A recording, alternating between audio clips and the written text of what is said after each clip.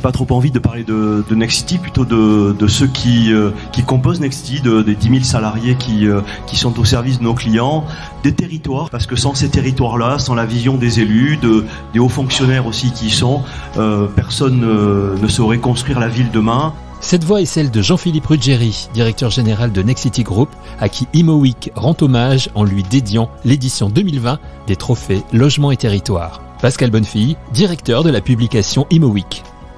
Jean-Philippe Ruggieri avait accepté d'être présent au Trophée Logement et Territoire en 2019. Son amitié, son professionnalisme, son charisme aussi, nous ont tous profondément marqués. L'édition des trophées est donc dédiée à ce très grand professionnel et nous avons demandé à ceux et celles qui l'ont connu et aimé, comme nous, leurs témoignages et leurs souvenirs heureux en hommage. Hommage à Jean-Philippe Ruggieri, témoignage de Alain Dinin, fondateur et directeur général de Nexity Group. Les meilleurs souvenirs, j'en ai plein, mais c'est des souvenirs marquants. L'entreprise qu'on venait de créer en 2000, Nexity, rachète Ruggieri Promotion à Toulouse. Il y a un jeune type commerçant, voilà, le Jean-Philippe qu'on connaît tous, hein, la pêche, le sourire, une énergie folle, etc. À qui je dis, qu'est-ce que vous diriez de venir faire un nom à Paris plutôt qu'un prénom à Toulouse, où son père est un monsieur très très important dans ces métiers-là. Et puis on bavarde et je lui dis, mais au fond, quand vous vous projetez à 10-15 ans, vous voulez être quoi? Et il me dit, je veux être à votre place. Et quand on connaît Jean-Philippe, voilà. En plus, quand on me connaît un peu, c'est pas facile à dire. Surtout qu'à cette époque-là, j'ai plutôt 52, 53 ans. Et en fin de compte, je l'ai gardé quelque part dans ma tête. Voilà. Et puis après, j'ai des parties de golf avec lui, des parties de plaisir. J'ai des moments personnels qui n'appartiennent qu'à lui et à moi. Mais au fond, ce que j'ai en tête de Jean-Philippe, alors on s'est dit ensemble qu'on n'avait pas le droit d'être triste, donc on n'est pas triste. Mais bon, je pense à lui tous les jours, et tous les jours, je suis un peu triste. Il me manque terriblement. À moi, aux équipes de Nexity, au métier de la promotion, voilà, son énergie. Moi, ce qui m'a frappé avec Jean-Philippe, c'est qu'il a passé sa vie à sprinter des marathons. Il était tout le temps, rouge, à croquer la vie de tous les côtés. Moi, j'étais là, un peu le père Fouettard, en train de lui dire, bon, et peut-être que t'arrêterais un peu de manger, peut-être que le soir, il faut se reposer, que le lendemain, voilà. Mais non, c'était une énergie folle et un mouvement permanent. Et puis une vraie humilité. Voilà, il avait tout ce que je pouvais aimer chez un homme, et en particulier cette capacité à écouter, à se remettre en cause, à avoir des convictions, mais en plus à savoir les remettre en question quand il s'apercevait qu'il avait tort. En fait, quand on se disait tous les deux quel souvenir on a bossé ensemble 17 ans, 18 ans, ouais, presque 20 ans. J'ai pas vraiment de mauvais souvenirs. On s'est pas fait de crasse. On a été un couple infernal. C'était difficile. Je pense qu'il rentrait à la maison de temps en temps en se disant que j'étais insupportable. Et de temps en temps, je me disais que j'y arriverais pas avec lui. Et on y est arrivé. On avait une belle histoire. Bon, et puis cette maladie nous l'a stoppé en plein vol. Faut toujours avancer. Donc Nexity avance, et vous le savez, plutôt pas trop mal dans cette période, mais il manque cruellement à tout le monde, et à moi, pas à moi en premier. Il y a son mari, il y a sa famille. Voilà, il faut remettre les choses à leur place. Mais je pense à lui tous les jours, et puis j'ai sa photo dans mon bureau. Donc dès que j'arrive dans mon bureau, il y a la photo de Jean-Philippe. Donc voilà. Hommage à Jean-Philippe Ruggieri par Mecca Brunel, directeur général de Gessina. Jean-Philippe Ruggieri, pour moi, c'est une personne pleine de vie, pleine d'énergie, pleine d'idées. Quelqu'un qui mordait la vie par les deux bouts, qui avait aussi un parcours personnel et professionnel singulier. Vous savez, on regarde toujours sur le papier les parcours des gens, mais en vérité, les parcours humains, c'est quelque chose de plus important. C'est quelqu'un qui avait plein d'humour, qui était capable de dire oui à d'aventures et à de l'innovation, à des réflexions dans tous les sens, tout en étant toujours extrêmement sérieux, extrêmement profond, extrêmement attentionné et attentif. Une anecdote en passant, à la cérémonie des Pierres d'Or de 2020, quand Alain Dinin a reçu la Pierre d'Or du professionnel de l'année, j'ai discuté rapidement avec Alain pour le féliciter. Il m'a tout de suite dit: tiens, Jean-Philippe, puisque tu es là, viens voir, il faut que tu ailles voir Meka, il faut qu'on passe un accord avec Meka et qu'on avance sur un sujet. Nous avons échangé là-dessus pendant cette soirée, après, pendant les premiers temps du Covid, et puis le flambeau a été repris par Alain, et je voudrais aujourd'hui le saluer. Jean-Philippe, là où tu es, tu nous vois, tu nous entends, continue à nous inspirer, continue à nous passer ton énergie, et je voudrais avoir une pensée personnelle et particulière pour son compagnon et toute sa famille et ses enfants, évidemment. Il foisonnait d'idées, il était ouvert à toutes sortes de réflexions et en même temps un meneur d'hommes, un meneur d'idées, une capacité de rassemblement. C'est ça dont on a besoin. Un amoureux de la vie, un amateur de rugby, c'est ça qu'il nous faut. Le fait de partager son côté humain et pas simplement... comment dirais-je, une vision un peu déjà orchestrée, des mises en scène. Vous savez, on est tous dans des carcans prisonniers de ce que nous sommes. Ces échanges humains, je me souviens d'une soirée au MIPIM il y a 2 ans, où on a beaucoup bavardé tous les deux à un dîner, et c'était à cœur ouvert, j'allais dire d'homme à homme. Eh bien, cela m'a terriblement touchée. Et voilà, et aujourd'hui, on peut penser avec toute l'affection du monde à lui, qui continue à nous inspirer, à nous donner cette capacité d'être rassembleur.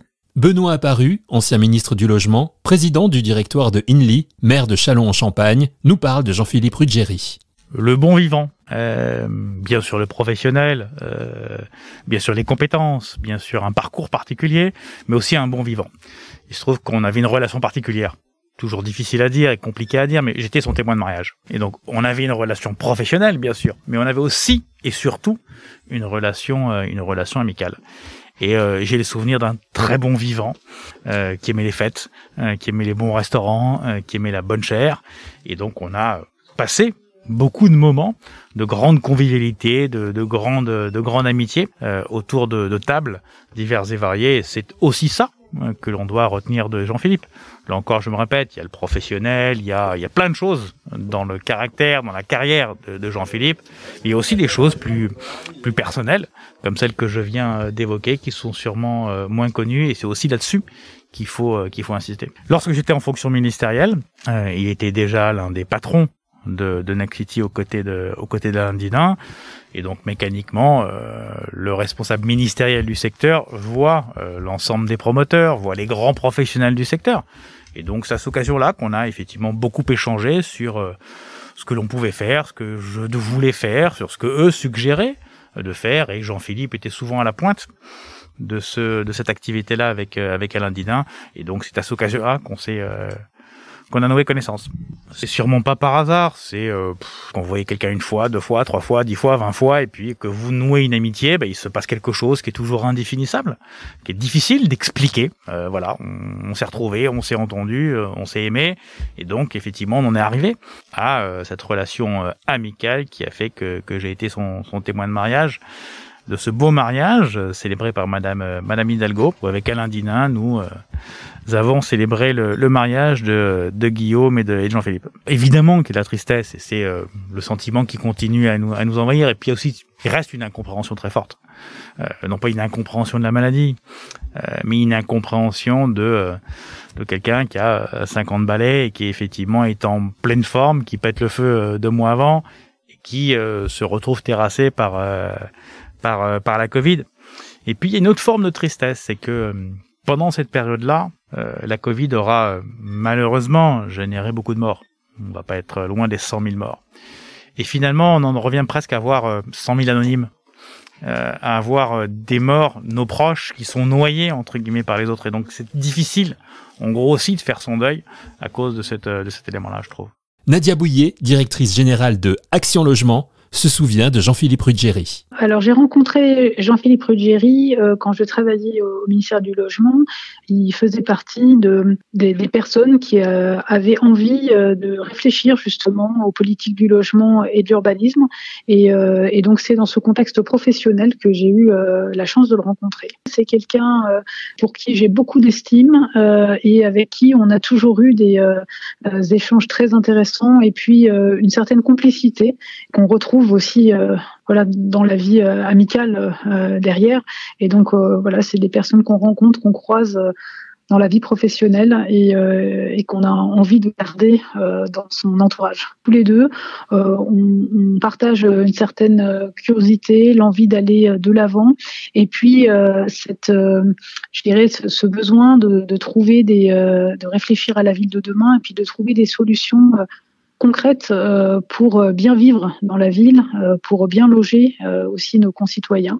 Et je pense que c'est ça qui a guidé beaucoup nos échanges. Il y a un point que j'aimerais vraiment partager avec vous. Vous savez, on a un droit de l'urbanisme qui est assez particulier en France parce que notre droit de l'urbanisme, c'est un droit dans lequel ce qui est interdit est totalement interdit. Il y a des zones qui ne sont pas constructibles. Et ce qui est autorisé, c'est peut-être quoi. Et en fait, les opérateurs, ceux qui construisent les bâtiments et construisent la ville, butent parfois justement sur cette notion de peut-être. Et donc, quand on demande mais qu'est-ce qu'il faudrait faire de mieux, on peut avoir telle ou telle idée qui en fait a pu retrouver une limite dans des choses qui étaient locales sur un projet donné. Et les spécialistes du droit de l'urbanisme vont vous dire mais non, en théorie, c'est possible. Et Jean-Philippe Ruggieri a eu une fois cette expression extraordinaire qui était de dire j'aimerais bien vivre en théorie parce que en théorie, tout est possible. Et dans nos métiers, je trouve ça assez extraordinaire parce que c'est le décalage quelque part entre les règles écrites et puis ce qui se passe dans la vraie vie et dans la vraie vie de nos métiers. Il est toujours présent dans nos cœurs, dans aussi les projets qu'il a pu initier, qu'il a pu lancer. Et ça va rester longtemps. Et je pense qu'il y a beaucoup de personnes qui ont la chance de vivre dans des quartiers, dans des lieux dont il a participé à la réalisation. Voilà, il reste présent très fortement dans notre secteur professionnel et dans mon esprit, bien sûr. André Hichet, président du conseil de surveillance de CDC Habitat, évoque la mémoire de Jean-Philippe Ruggieri. Je le connaissais bien au point que j'ai parfois l'impression qu'il est toujours parmi nous. Et je l'ai bien connu à travers, au fond, les deux caractéristiques qui dominaient sa personnalité. Et pour les résumer brièvement, je dirais que Jean-Philippe était, et j'ai presque tendance à dire, pour moi en tout cas, est encore, un homme d'esprit, un homme de cœur. Un homme de cœur d'abord parce que finalement, ce qui était très important avec lui, c'était de nouer un contact, de nouer une relation personnelle qui était basée non pas sur des relations d'affaires, mais sur une relation de confiance. Et il possédait au plus haut degré une qualité essentielle, justement, dans nos métiers professionnels, qui est le respect de la parole donnée. Finalement, le sens de l'honneur. Et on oublie souvent de souligner, j'espère qu'on le fait dans les écoles de commerce, que finalement, une des qualités dominantes que l'on entend d'un chef d'entreprise, d'un homme d'affaires, c'est effectivement d'avoir le sens de l'honneur, de la parole donnée, de l'engagement qui a été pris, de telle sorte que, une fois qu'on a noué un accord sur un projet, sur une opération particulière, on peut continuer à discuter évidemment sur des détails, sur des modalités, mais on peut le faire à livre ouvert et en toute confiance. Et donc, cette qualité primordiale pour moi de Jean-Philippe d'être un homme de cœur, c'était ce qui donnait à notre relation une dimension particulière. Voilà. À côté de cela, Jean-Philippe était bien évidemment aussi un homme d'esprit. C'est-à-dire qu'il s'est constamment interrogé sur la nature, sur le contenu de son métier, Et je pense qu'il avait bien compris, bien avant beaucoup d'autres, qu'être promoteur aujourd'hui, ça ne pouvait pas être qu'être promoteur. Il fallait être autre chose. Il fallait être en particulier un observateur attentif de la société, un observateur attentif des collectivités territoriales, un observateur attentif finalement de tous ceux qui investissent dans l'habitat, dans le logement, pour être capable de donner, finalement, d'apporter une réponse idoine à ces différentes catégories d'acteurs qui peuvent avoir des attentes parfois contradictoires. De telle sorte qu'en définitive, la seule manière de dépasser ces contradictions, c'était de nouer une relation dans la durée. Et c'était finalement la ligne de conduite qu'il avait adoptée. Et enfin, dernier point, Jean-Philippe, mais de ce point de vue, je dirais qu'il s'était inscrit évidemment dans la ligne du président de l'entreprise qu'il avait choisi, de Nexity, Alain Dinin. Il avait compris également que le rôle du chef d'entreprise, ça n'est pas uniquement d'aligner des bilans et des comptes de résultats, c'est aussi de donner, peut-être d'abord de donner du sens à l'entreprise, à ce qu'on fait au niveau de l'ensemble des collaborateurs, des cadres, des dirigeants, mais également de l'ensemble des salariés. De telle sorte que finalement, autant, pour utiliser une formule courante, on ne tombe pas évidemment amoureux d'un compte de résultat, ni même d'un bilan, on peut effectivement se sentir profondément attaché à un métier qui consiste à construire la ville, mais derrière la ville, à construire quotidiennement la société. Et c'était ce qui faisait de Jean-Philippe également un visionnaire de ces métiers qu'il a pratiqués au sommet et avec la plus grande réussite. Je pense que Jean-Philippe restera au moins dans l'esprit de tous ceux qui l'ont connu, de tous ceux qui ont eu la chance de l'approcher, parce que, effectivement, ils resteront marqués par ces traits essentiels que je viens de résumer. Je pense qu'il aura contribué, avec Alain Dinin en particulier, à infléchir ce métier difficile d'aménageur, qui est un métier qu'on construit au milieu de contradictions, finalement, dans un sens d'un plus grand humanisme. Mais en tout cas, pour ma part, je ferai tout ce que je peux pour que son nom reste attaché, effectivement, à ce trait essentiel qui me paraît caractériser aujourd'hui l'avenir de nos entreprises et en dehors duquel il ne me paraît pas possible aujourd'hui de construire un avenir durable. Emmanuelle Causse, ancienne ministre du Logement, présidente de l'Union sociale de l'habitat, rend hommage à Jean-Philippe Ruggieri. Alors j'ai un peu oublié quand est-ce que je l'ai connu parce que j'ai l'impression en fait que assez vite, à partir du moment où je me suis occupée de logement, je l'ai rencontré.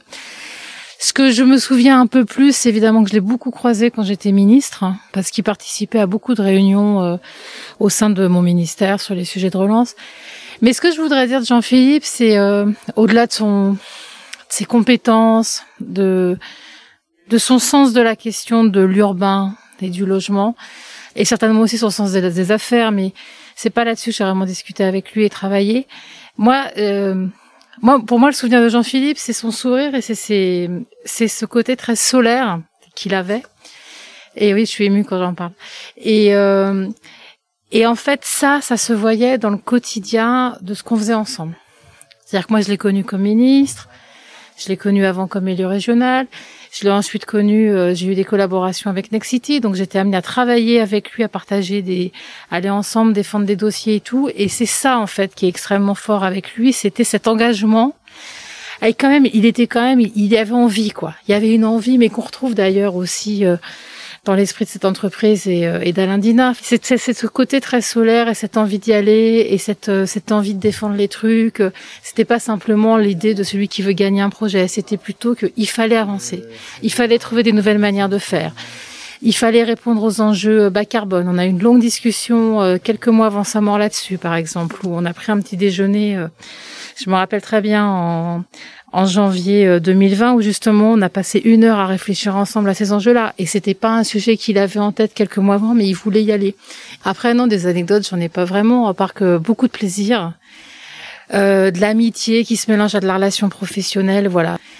Ouais, il y avait un feeling parce qu'on s'appréciait, parce que je pense qu'il y avait une vraie confiance. En fait, il y avait une relation de confiance et de loyauté, parce qu'on s'est raconté des choses de nos vies, donc on était pas très intime. En fait, on était assez proches aussi. Et en plus, voilà, moi, j'ai suivi sa progression. C'était un moment extrêmement fort. Donc, c'est vrai aussi que c'est très compliqué d'en parler parce qu'en fait, il est disparu. On n'a pas pu lui dire au revoir, ce qui est quelque chose, je trouve, d'extrêmement douloureux. On n'a pas pu lui rendre aussi l'hommage. C'est un grand homme de l'immobilier et du logement, en fait. Et puis, il a fait beaucoup de choses. Et c'est tout ça qui rend sa disparition un an après aussi, qui continue à m'émouvoir beaucoup. Et puis, par ailleurs, moi, j'appréciais bosser avec lui, voire ne pas être en accord avec lui. Enfin, voilà, il y avait un côté... voilà, on sait parfois on était en désaccord et tout ça, mais c'était quelqu'un avec qui il y avait quelque chose d'agréable à être ensemble pour justement faire avancer les causes de l'immobilier et du logement. Moi, en tout cas, alors il se trouve que je connais bien Nexity et notamment Alain Dina et tout ça, mais évidemment, enfin, en tout cas, moi, je peux pas. Vous voyez, quand je vais, de toute façon, je pense à lui. J'ai été encore récemment discuter avec Alain Dina et voilà, je passais à l'étage de direction, j'ai eu son ancien bureau, j'ai pensé à lui. Mais c'est pas juste parce qu'il était là, c'est-à-dire que il a laissé une marque parce qu'il a participé à ce que Alain Dina a voulu pour son groupe. Et il a marqué ça. Mais c'est aussi parce qu'il était dans un contact très fort. Il allait voir les élus, il allait s'engueuler avec eux s'il fallait, il allait défendre les dossiers. Il a été chercher des archis. Il écoutait aussi. Enfin, je veux dire, voilà. Moi, je lui ai déjà dit des projets que je trouvais moins bien que d'autres et il écoutait. Donc voilà, on avait envie, en fait. La question, c'est que voilà, Jean-Philippe Ruggieri faisait partie des gens avec qui on avait envie de discuter pour des projets, pas simplement faire une affaire. On avait envie d'échanger, d'avoir son point de vue et tout ça. Mais bon, c'est aussi l'esprit de cette entreprise. Hein. Moi, j'ai du mal à dissocier Jean-Philippe totalement de la personnalité d'Alain Dina, bien sûr, même si c'était c'est deux personnalités évidemment différentes. Mais il y a ça, et puis à côté de ça, il était un peu rock'n'roll, Jean-Philippe, voilà. Et non, mais c'est vrai. Enfin, on va dire les choses très ouvertement. Le milieu immobilier est quand même un milieu où se mélange des forts conservatismes et des profils très différents. Et lui, il était plus justement, il s'était beaucoup battu contre le conservatisme. Il a assumé, y compris son homosexualité, son mariage dans un milieu qui parfois est extrêmement conservateur et il était extrêmement libre là-dessus. Et ça aussi, je pense que ça a marqué son action professionnelle en fait. Et c'est pour ça que voilà, personne entière. En fait, elle nous manque. Hein. Moi, je sais qu'aujourd'hui, y compris, il me manque dans les discussions qu'on a. Parce que, voilà, il avait une voix comme d'autres et elle nous manque. Et puis, il était jeune, et puis voilà, quoi.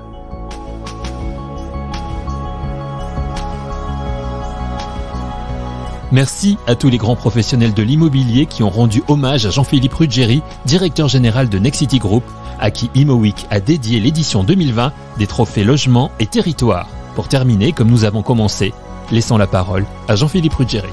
Le logement est un réceptacle de la vie et avant tout ça, il y a l'urbanisme. Un urbanisme que j'aimerais que tous ensemble on essaie d'enchanter parce que la construction, la densité, c'est notre matière première. C'est aussi une façon de, demain, dans nos territoires, de conserver du terrain libre à la fois pour la biodiversité et puis pour les générations futures pour construire.